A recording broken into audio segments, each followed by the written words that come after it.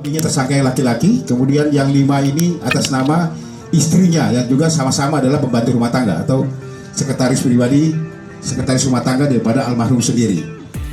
Kemana hasilnya? Ini yang kemudian dia gadaikan lagi.